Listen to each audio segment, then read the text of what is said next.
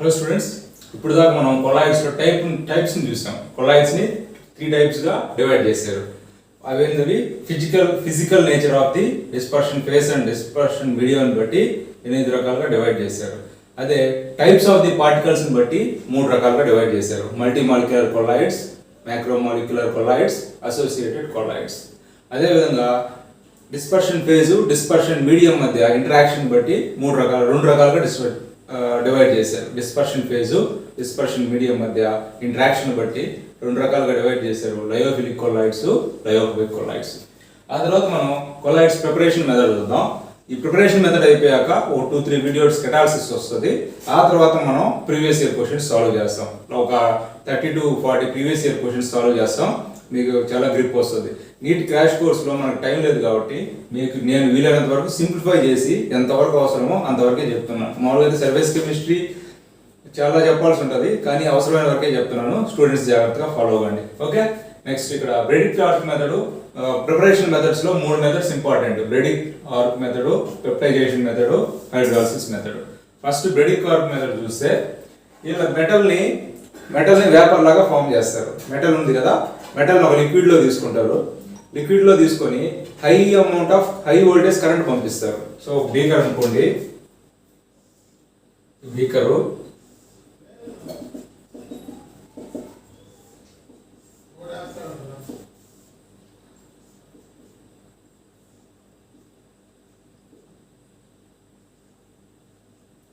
Electrodes అండి. 2 electrodes తీసుకొని 2 metal electrodes తీసుకొని బీకర్లో 2 మెటల్ ఎలక్ట్రోడ్స్ తీసుకొని high amount of electricity pass చేస్తారు. సో ఇక్కడ మనకి నీట్ ఎగ్జామ్కి ఆపరేటర్స్ గురించి సెటప్ గురించి అంత అవసరం లేదు, కాన్సెప్ట్ తెలుసుకోండి. కాన్సెప్ట్ ఏంటంటే మెటల్ ఎలక్ట్రోడ్స్కి హై వోల్టేజ్ ఎలక్ట్రోడ్స్ పంపించినప్పుడు ఇక్కడ ఏం చేస్తుందంటే మెటల్ వేపర్ ఫామ్ అవుతుంది.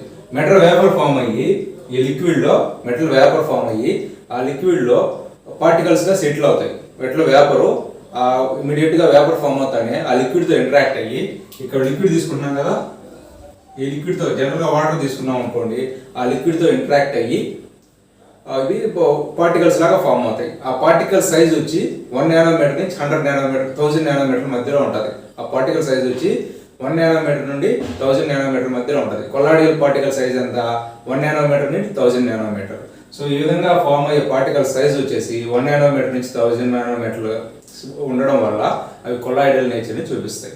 సో ఇక్కడ వచ్చి మనం KOHని స్టెబిలైజర్గా తీసుకుంటారు. స్టెబిలైజర్ అంటే ఇప్పుడు లయోఫోబిక్ సాల్ట్ ఫామ్ అయింది అనుకోండి, దాన్ని స్టెబిలైజ్ చేసేదానికి KOH స్టెబిలైజర్ని తీసుకుంటారు. లయోఫోబిక్ సాల్ట్ ఇది ఏయు జనరల్గా గోల్డ్ సాలు, ప్లాటినం సాలు అనేవి ఈ మెటల్స్ ఏంది, గోల్డ్, ప్లాటినం లాంటి మెటల్స్.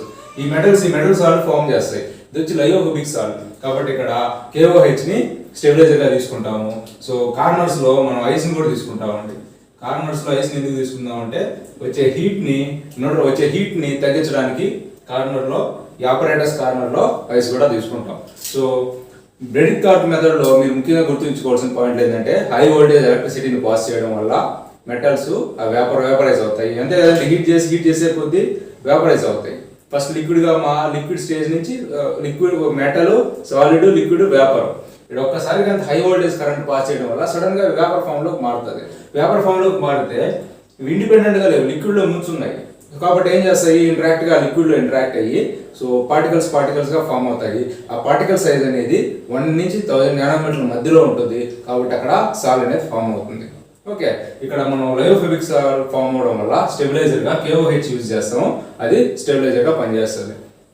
ఈ మెథడ్స్కి దీనికి కొన్ని లిమిటేషన్స్ ఉన్నాయి. సో ఆ లిమిటేషన్స్ ఏంటంటే, సో ఆ మెటల్స్కి హై మెల్టింగ్ పాయింట్ ఉండాలి.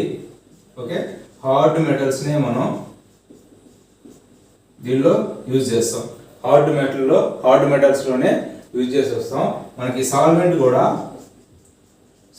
కూడా అన్ని సాల్వెంట్స్ యూజ్ చేయలేమండి. అన్ని సాల్వెంట్స్ మనం యూజ్ చేయలేము. Okay, so high melting point ఉండాలి. అవి హార్డ్ మెటల్స్ ఉండాలి. ఎగ్జాంపుల్ గోల్డ్, ప్లాటినం లాంటి మెటల్ని మనం వేపరైజ్ చేసి ఈ బ్రెడిక్ ఆర్క్ మెథడ్లో మనం సాల్ట్స్ని ప్రిపేర్ చేస్తాం. నెక్స్ట్ వచ్చి పెప్టైజేషన్ మెథడ్. ఇది కూడా ఇంపార్టెంట్ అండి. బ్రెడిక్ ఆర్క్ మెథడ్ అంటే 1 లైన్లో సో హై వోల్టేజ్ పంపించి మెటల్ని వేపర్స్ పాస్ చేస్తాము. ఆ వేపర్స్ వచ్చి లిక్విడ్లో 1 నుంచి 1000 నానోమీటర్ మధ్య పార్టికల్స్ ఫామ్ చేస్తాయి. అది కొల్లాయిడల్స్ ఏర్పడతాయి. పెప్టైజేషన్లో ఏదైనా ఒక ప్రెసిపిటేట్ తీసుకుంటాం, ఫ్రెష్లీ ప్రిపేర్డ్ ప్రెసిపిటేట్.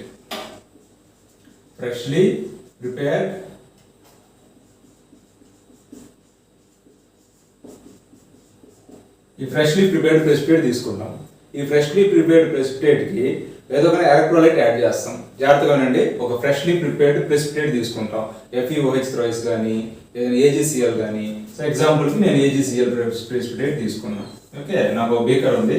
ఈ బీకర్లో నాకు AgCl ప్రెసిపిటేట్ ఉంది.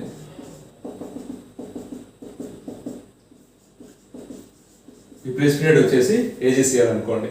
ఈ ప్రెసిపిటేట్కి ఫ్రెష్లీ ప్రిపేర్డ్ ప్రెసిపిటేట్కి నేను ఒక ఎలక్ట్రోలైట్ యాడ్ చేస్తాను. ఈ ఫ్రెష్లీ ప్రిపేర్డ్ ప్రెసిపిటేట్కి నేను ఒక ఎలక్ట్రోలైట్ని యాడ్ చేస్తాను. ఆ ఎలక్ట్రోలైట్ ఏ ఎలక్ట్రోలైట్ పెడితే ఆ ఎలక్ట్రోలైట్ యాడ్ చేయడానికి ఉండదండి. ఏ ఎలక్ట్రోలైట్ పెడితే ఆ ఎలక్ట్రోలైట్ యాడ్ చేయకూడదు. ఈ ప్రెసిపిటేట్లో 2 అయాన్స్ ఉన్నాయి, AgCl. మనం యాడ్ చేసే ఎలక్ట్రోలైట్లో ఏదో ఒక అయాన్ కామన్గా ఉండాలి. ఇప్పుడు నేనేం తీసుకుంటాను, KCl తీసుకుంటాను. చూడండి, ఇక్కడ Cl కామన్ గా ఉంది, AgClలో Cl కామన్. AgClలో Cl ఉంది, ఎలక్ట్రోలైట్ లో Cl ఉంది. కాబట్టి ఇది వర్క్ అయ్యి కొలాయిడల్స్ ఫామ్ అవుతుంది. ఇప్పుడు నేను KBr తీసుకున్నాను అనుకోండి, ఎలక్ట్రోలైట్ ఫామ్ కాదు, పెప్టైజేషన్ వర్క్ అవ్వదు. ఎందుకో ప్రెసిపిటేట్ లో ఉండే ఏదో ఒక అయాన్కి ఎలక్ట్రోలైట్ లో ఏదో ఒక అయాన్ మ్యాచ్ కావాలి. ప్రెసిపిటేట్ లో ఉండే అయాన్స్ కి మనం తీసుకున్న ఎలక్ట్రోలైట్ లో ఏదో ఒక అయాన్ మ్యాచ్ కావాలి. ఇక్కడ AgCl తీసుకున్నాను, నేను ఎలక్ట్రోలైట్ KCl తీసుకున్నాను, Cl మ్యాచ్ అయింది. సపోజ్ నేను KBr తీసుకొని పెప్టైజేషన్ రియాక్షన్ ట్రై చేశాను అనుకోండి, వర్కౌట్ అవ్వదు. ఎందుకు వర్కౌట్ అవ్వదు? కామన్ అయాన్ లేదు. సో KBr అనేది ఇక్కడ వర్కౌట్ కాదు. సో KCl తీసుకుంటాను. ఏం చేస్తుందంటే ఈ Cl minus ions common ion అనేది K+Cl మైనస్ కదా మనకు వచ్చేది, K+Cl మైనస్. ఈ Cl మైనస్ అయాను AgCl మీద ఈ విధంగా సర్ఫేస్ మీద లేయర్ లాగా ఫామ్ అవుతుంది. సో ఆ విధంగా మన కొల్లాయిడ్ అనేది ఫామ్ అవుతుంది. సో పెప్టైజేషన్ గుర్తుంచుకోవాల్సిన పాయింట్, ఫ్రెష్లీ ప్రిపేర్డ్ ప్రెసిపిటేట్కి తీసుకొని దాంట్లో ఉండే అయాన్లో ఏదో ఒక అయాన్ కామన్గా ఉండే ఎలక్ట్రోలైట్ మనకి యాడ్ చేస్తే, సో ఆ కామన్గా ఉండే అయాన్ ఆ ప్రెసిపిటేట్ మీద ఒక లేయర్ లాగా ఫామ్ అయ్యి మనకి కొలాయిడల్స్ అనేవి ఏర్పడతాయి. మనం ప్రీవియస్ ఇయర్ క్వశ్చన్స్ సాల్వ్ చేస్తాము, భయపడకండి, ఇంకా మీకు అక్కడ క్లియర్ ఐడియా వస్తుంది. నెక్స్ట్ హైడ్రాలసిస్ అంటే రియాక్షన్ విత్ వాటర్. ఈ విధంగా మనం ఒక ప్రెసిపిటేట్ని హైడ్రాలసిస్ చేసి కూడా మనం కొలాయిడ్స్ని ఫామ్ చేయొచ్చు. ఇప్పుడు హైడ్రాలసిస్లో నేను FeCl3 తీసుకుంటాను. FeCl3 plus 3H2O. FeCl3 3H2O common సెన్స్తో చెప్పండి. FeCl3 3H2Oతో రియాక్ట్ అయినప్పుడు మనకి FeOH థ్రైస్ వస్తుంది. FeOH థ్రైస్ ప్లస్ 3HCl వస్తుంది. FeOH థ్రైస్ ప్లస్ 3HCl వస్తుంది. సో FeOH థ్రైస్ ఇక్కడ మనకి పాజిటివ్ సాల్వ్గా పనిచేస్తుంది. అదే నేను FeCl3 ప్లస్ NaOH తీసుకుంటానండి. FeCl3 ప్లస్ NaOH తీసుకుంటే FeOH thrice plus NaCl 3NaCl వస్తుంది. FeOH3 plus 3NaCl. చూడండి, ఫస్ట్ నేను వాటర్ తీసుకున్నాను, తర్వాత నేను NaOH తీసుకున్నాను. ఫస్ట్ ఏమో పాజిటివ్ సాల్ అన్నాను, నెక్స్ట్ ఏమో నెగిటివ్ సాల్ అన్నాను. సో H2O తో రియాక్షన్ అప్పుడు water has H+ and OH minus ions. ఇక్కడ Na+ and OH minus ion ఉంటాయి. సోడియం హైడ్రాక్సైడ్ లో Na+ and OH minus ions ఉంటాయి. ఈ NaOH బేస్ కాబట్టి ఇది హైడ్రాక్సిల్ అయాన్ రిలీజ్ చేసే నేచర్ ఎక్కువ. NaOH బేస్ కాబట్టి ఇది OH మైనస్ అయాన్ని బాగా రిలీజ్ చేస్తుంది. Has the capacity to release, అంతే కదా. Acid release H+, base release OH minus. NaOH నుంచి ఈ OH మైనస్ అయాన్ని బేస్ రిలీజ్ చేయడం వల్ల అది ఆ ప్రెసిపిటేట్ చుట్టూ OH మైనస్ ఫామ్ అయ్యి ఇది నెగిటివ్ సాల్వ్గా వస్తుంది. ఓకే, ఇది నెగిటివ్ సాల్వ్గా వస్తుంది.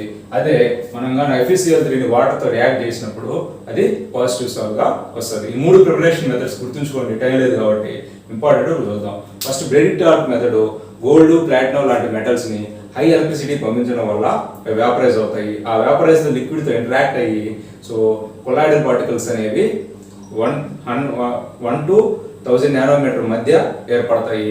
ఆ విధంగా సాల్ అనేది ఏర్పడుతుంది. నెక్స్ట్ పెప్టైజేషన్ అంటే ఏదైనా ఫ్రెష్లీ ప్రిపేర్డ్ ప్రెసిపిటేట్ తీసుకొని దాంట్లో ఏ అయాన్లు ఉన్నాయో దాంట్లో 2 అయాన్లు ఉంటాయి. ఆ 2 అయాన్లో ఏదో ఒక అయాన్ కామన్గా ఉండే ఎలక్ట్రోలైట్ని యాడ్ చేసి మనకి సాల్ అనేది ఫామ్ అవుతుంది. దాన్ని మనం పెప్టైజేషన్గా చెప్తాం. అదే హైడ్రాలసిస్ అంటే nothing but the react with water, base or acid. ఇక్కడ మనం FeCl3 తీసుకొని యాసిడ్ హైడ్రాలసిస్, బేస్ హైడ్రాలసిస్ అంటామండి. ఇక్కడ జస్ట్ 3H2O NaOH తీసుకోండి.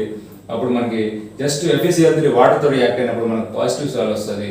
అదే NaOHతో రియాక్ట్ అయినప్పుడు మనకి నెగిటివ్ సాల్ వస్తుంది. నెక్స్ట్ మనం ప్యూరిఫికేషన్ ఆఫ్ కొలాయిడ్స్ వస్తాం. And previous year questions explain చేసేటప్పుడు ఇంకా ఇన్డెప్త్గా వెళ్ళి మీకు బాగా అర్థమయ్యేటట్లు చెప్తానండి. డైరెక్ట్గా నేను ప్రీవియస్ ఇయర్ క్వశ్చన్కి వెళ్ళినా మీకు కొద్దిగా అర్థం చేసుకోవడం కష్టం ఉంటుంది. అందువల్ల మీకు ఇక్కడ నేను బ్రీఫ్ ఐడియా ఇస్తున్నాను. ప్రీవియస్ ఇయర్ కానీ క్వశ్చన్స్ కానీ మీరు ఒకసారి సాల్వ్ చేస్తే మీకు చాలా గుడ్ గ్రిప్ వస్తుంది. ఓకే, ఖచ్చితంగా ఫాలో అవ్వండి. Thank you.